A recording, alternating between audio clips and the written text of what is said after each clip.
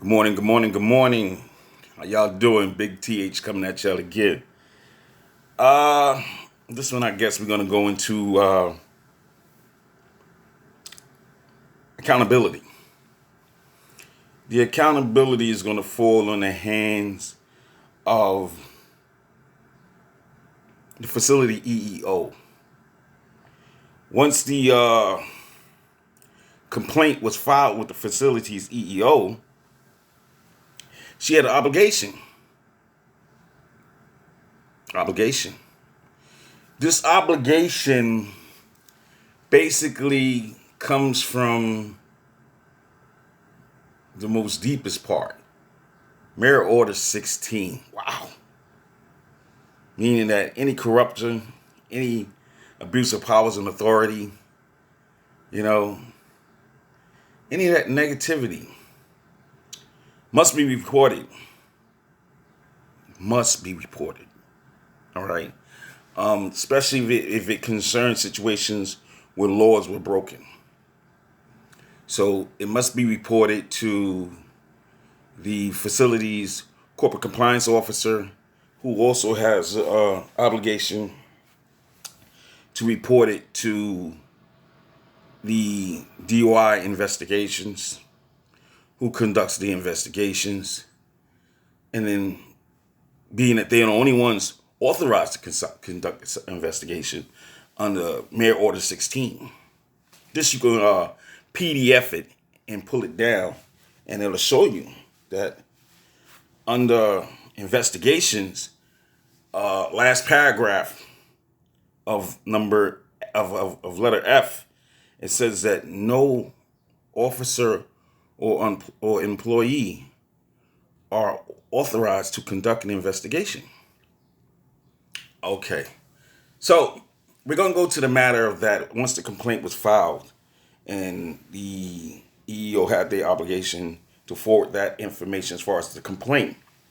Because under the corporate compliance policy, if you have a compliance issue, you speak to your supervisors, which was done, and then you speak to a member of management. We go to the actual date. This is how you got to trap them off. These people fail to realize in today's world, things are totally different. It's not like yesteryear. So when they say, oh, and they run across deniability, you do have a security system there, right? Yeah. Camera system, digital camera system. Yeah. It's over 700 cameras, am I correct? It's like 700 8-inch cameras, am I correct? Yeah. So you go watch a person go from point A all the way up to, especially from the 124 officers, all the way up to human resources, all the way up to the EEO's office. Date and time, remember? Let's record it, date and time. So my key point is that once you get there and you file a complaint on reference to what occurred, how the person violated corporate compliance policy, and if in respect if they violate any laws. See, most things you must do internal first before you go outside. You have to do it internal. So you got to follow with the corporate compliance power with management. And they're supposed to enforce the corporate compliance policies under corrective and preventive actions. Like I said, the preventive actions is what they give you within the employee's handbook that tells you your do's and don'ts and how you're basically covered, along with your union's book. It tells you how you're supposed to be covered under your contract agreement. But yet and still, it also tells you their corrective actions, which is basically disciplinary actions. Okay.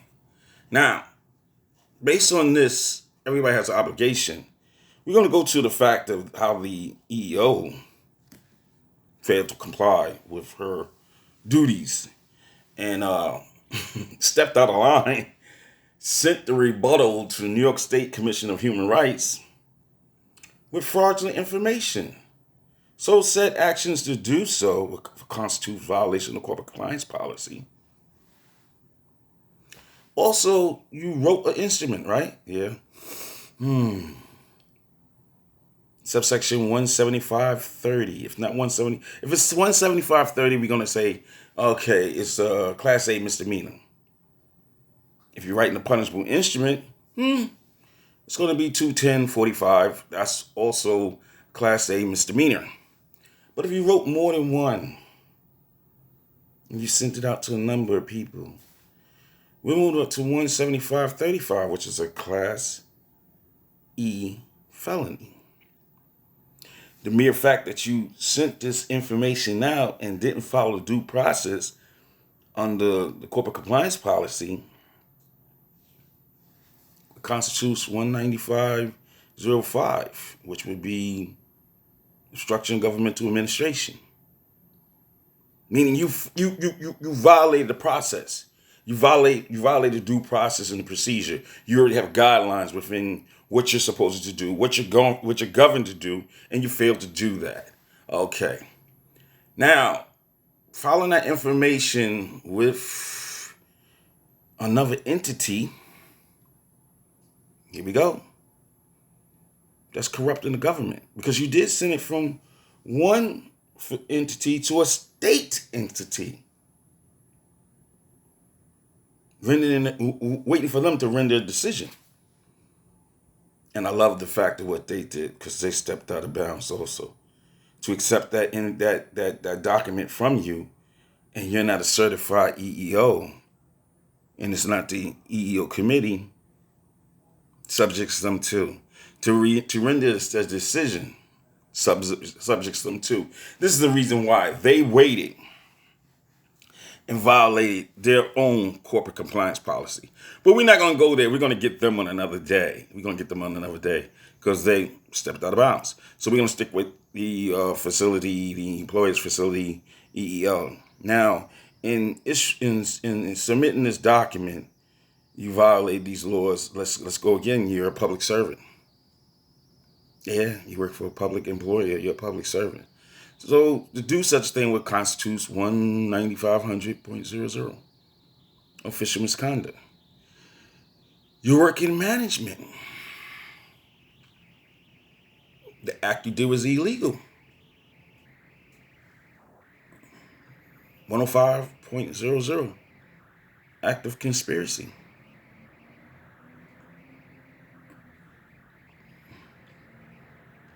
Okay. Let's just take that and put it on a misdemeanor. I'm not even going to go up to a felony. We'll just put it on a misdemeanor. Let's go to the next one is 2020. Liability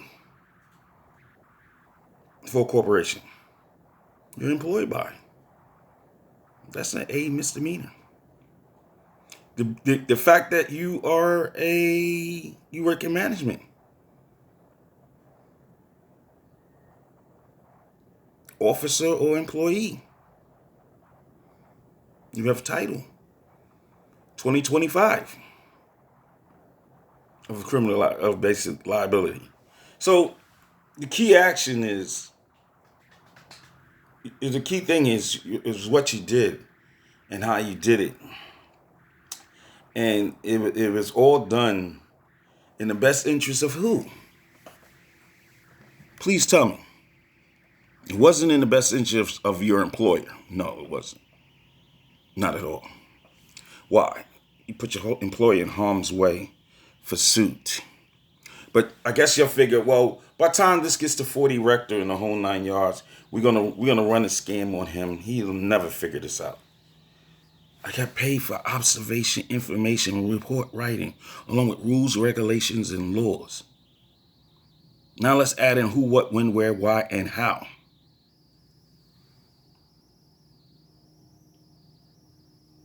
All we got to do is follow the rules, regulations, and laws.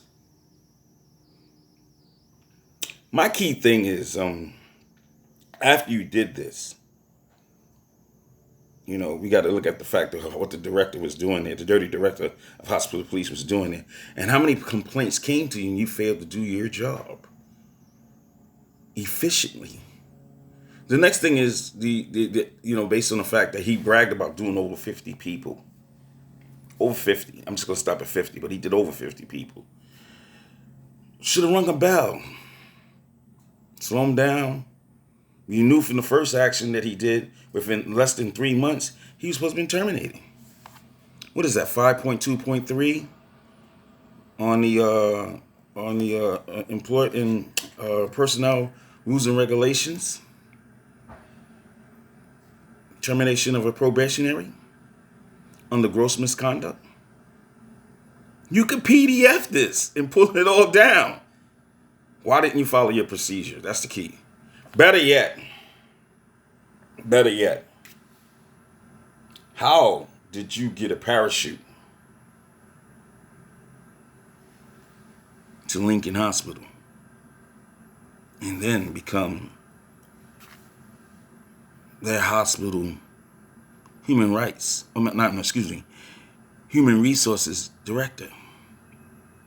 What type of corruptive system is this? Or you figure, well, we get past this statute of limitations, there's nothing they can do, yada, yada, yada.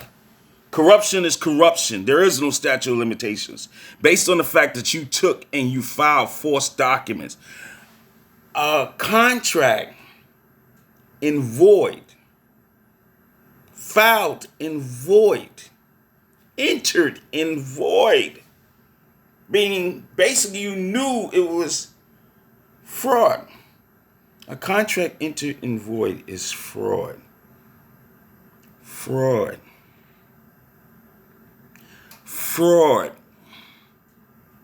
Meaning the ship never sailed. If a court is a ship and the judge is the ordinary person and everybody else is agents on this ship, your document that you submitted is the manifest for this ship to sail. If there's any corruption on the manifest, there can be no sail. Operating out of bankruptcy. As we go on maritime law in the sale of currency of the sea. That's a little deep. You don't know. You don't understand. But yet still, you knew you were supposed to change jurisdictions right off top because of the simple fact that the laws was broken. So it went from a civil matter to a criminal matter. And it went to an even deeper criminal matter. Why? Because the criminal matter that it went to, we don't even have to go to amity law. Because in amity law, the criminal side is military law. We can stay on the common side, on the civil side. Why? You have the complainant. We don't need the people of the state. You have the complainant. But you didn't want to operate out of the best interests of the people. You just wanted to operate out of fraud. It's that typical machine that the system used to get away with the things that they do. We are the machine. What are you, the Borg? It's like some Star Trek. We are the Borg. We will assimilate you to our collective. Wrong. We either play by the rules, or it's just chaos. Then there's no rules. We either play by them or there's no rules.